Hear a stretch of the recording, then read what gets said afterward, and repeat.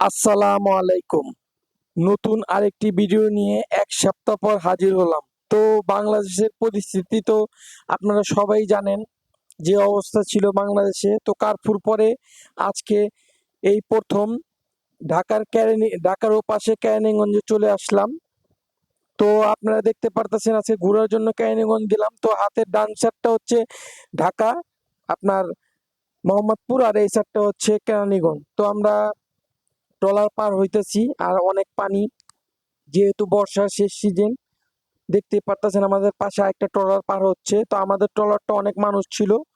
তো বলতে বলতে চলে আসলাম ক্যানিগঞ্জ ঘোরার উদ্দেশ্য করে আর কি, দাওয়াতে একটা। তো অনেকদিন পর, এক সপ্তাহ পর বেরোনো হলো আর ভিডিও দেওয়া হলো। তো আপনারা দেখতে পারতেছেন গ্রাম্য পরিবেশ।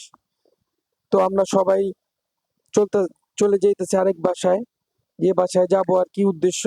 তো সবাই আমরা গ্রামের একটা পরিবেশে ফিরে গেলাম প্রায় এক সপ্তাহ অবরুদ্ধ থাকার পরে। আর অনেক ভালো লাগতাছিল। তো দেখতেই পাচ্ছেন গ্রাম্য পরিবেশে পেঁপে গাছ খুব সুন্দর হয়ে রয়েছে, তারপর কলা গাছ, আরো বিভিন্ন গাছ ছিল। আর প্রাকৃতিক একটা যে সৌন্দর্য, ভালোই লাগতাছিল। এই যে দেখতেছে মুরগির বাচ্চা নিয়ে ঘুরতেছে মুরগি, তো রাকিন এবং তার মনে বাঁশি নিয়ে খেলা করতেছে।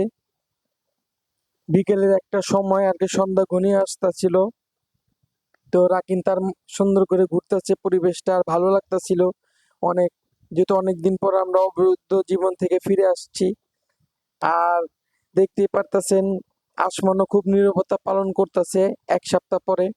তো সন্ধ্যা হয়ে আসতেছিল, সবাই আমরা ছাদের উপরে দাঁড়ায় আর কি একটু মজা করতেছিলাম আর পরিবেশটা দেখতেছিলাম। আর আসমানের অবস্থাটা দেখতেছেন যে অন্ধকার হয়ে আসছে, সূর্য ডুবার ডুবার কাছাকাছি। তো দেখতেই পারতেছেন আমরা আবহাওয়াটা করতেছি। তো বলতে বলতে আমরা চলে আসলাম এক চায়ের দোকানে এপারে। তো এটা হচ্ছে জাউচর চায়ের আড্ডাতে আমরা চলে আসলাম সবাই। চা খাচ্ছিলাম, খুব মজার টেস্টি ছিল চাটা। আসলে সবাই ভিতরে বসেছিল মহিলারা, আমরা বাইরেই চা খাচ্ছিলাম। তো আমার ভিডিওগুলো যদি ভালো লাগে, লাইক, শেয়ার, সাবস্ক্রাইব করে আমাদের পাশে থাকবেন। আমাদের ভিডিও সবসময় দেখবেন, সাপোর্ট করবেন।